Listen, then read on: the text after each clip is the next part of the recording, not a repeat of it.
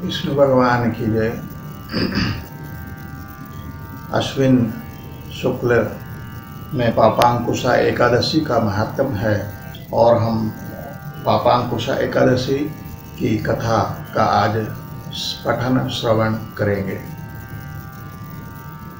तो कथा इस प्रकार शुरू होती है। युधिष्ठिर कहने लगे कि हे भगवान, अश्विन शुक्ला एकादशी का नाम क्या है? अब आप कृपा करके इस व्रत की विधि और इसका फल कहिए। भगवान कृष्ण कहने लगे कि हे युधिष्ठिर, पापों का नाश करने वाली इस एकादशी का नाम पापांकुशा एकादशी है। इस दिन मनुष्य को विधि पूर्वक भगवान पद्मनाभ की पूजा करनी चाहिए। यह एकादशी मनुष्य को मनवांछित फल देकर स्वर्ग को प्राप्त कराने में सहयोगी होती है। मनुष्य को बहुत दिनों तक कठोर तपस्या करने से जो फल प्राप्त होता है वह फल भगवान गरुड़ ध्वज को नमस्कार करने से प्राप्त होता है। जो मनुष्य अज्ञानवश अनेक पाप करते हैं उनको हरि को नमस्कार करने से वे नरक जाने से बच जाते हैं। विष्णु के नाम के कीर्तन मात्र से संसार के सब तीर्थों के पुण्य का फल मिल जाता है। जो मनुष्य सारंग धनुर्धारी भगवान विष्णु की शरण में जाते हैं उनको भी यम यातना नहीं भोगनी पड़ती। जो मनुष्य वैष्णव होकर शिव की और शैव होकर विष्णु की निंदा करते हैं वे अवश्य नरकवासी होते हैं। सहस्त्रों वाजपेय और अश्वमेध यज्ञ से जो फल प्राप्त होता है वह एकादशी के व्रत के 16वें भाग के बराबर भी नहीं होता। संसार में एकादशी व्रत के बराबर कोई पुण्य कृत्य नहीं है। इसके समान पवित्र तीनों लोकों में कुछ भी नहीं है। इस एकादशी जैसा पुण्यदायी व्रत और कोई नहीं है। जब तक मनुष्य पद्मनाभ भगवान की एकादशी का व्रत नहीं करता तब तक ही उनकी देह में पाप वास करते हैं।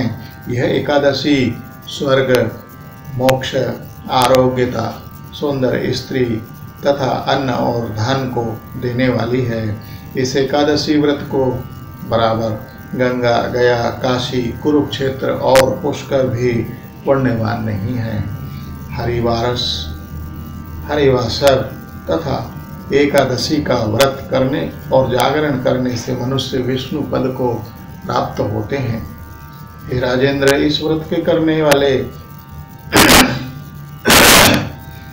हे राजेंद्र, इस व्रत को करने वाले 10 पीढ़ी मातृ पक्ष, 10 पीढ़ी पितृ पक्ष और 10 पीढ़ी स्त्री पक्ष तथा 10 पीढ़ी मित्र पक्ष सभी का उद्धार कर देते हैं। वह दिव्य देह धारण कर चतुर्भुज रूप हो, पीतांबर पहने और हाथ में माला लेकर गरुड़ पर चढ़कर विष्णु लोक को जाते हैं। हे नृपोत्तम, बाल्यावस्था, युवावस्था और वृद्धावस्था में इस व्रत को करने से पापी मनुष्य भी दुर्गति को प्राप्त न होकर सदगति को प्राप्त होते हैं। अश्विन मास के शुक्ल पक्ष की इस पापांकुशा एकादशी का जो व्रत करते हैं वे अंत समय में हरि लोक को प्राप्त होते हैं तथा समस्त पापों से मुक्त होकर विष्णु लोक को प्राप्त करते हैं।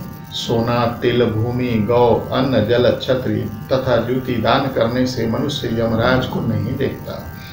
जो मनुष्य किसी प्रकार के पुण्य कर्म किए बिना जीवन के दिन व्यतीत करता रहता है वह लोहार की भट्टी की तरह श्वास लेता हुआ निर्जीव के समान है। निर्धन मनुष्य को भी अपनी शक्ति के अनुसार दान करना चाहिए तथा धन वालों को सरोवर, बाग, मकान आदि बनाकर दान करना चाहिए। ऐसे मनुष्य को यम का द्वार नहीं देखना पड़ता तथा संसार में दीर्घायु होकर धनाढ्य कुलीन रोग रहित रहते हैं। हे राजन, जो आपने मुझसे पूछा है वह सब मैंने आपको बता दिया है। अब आपकी और क्या सुनने की इच्छा है सो कहिए।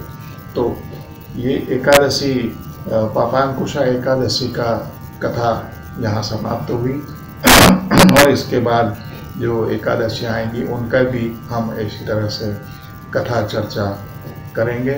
भगवान आपको पुण्य लाभ दे। भगवान विष्णु की जय हो।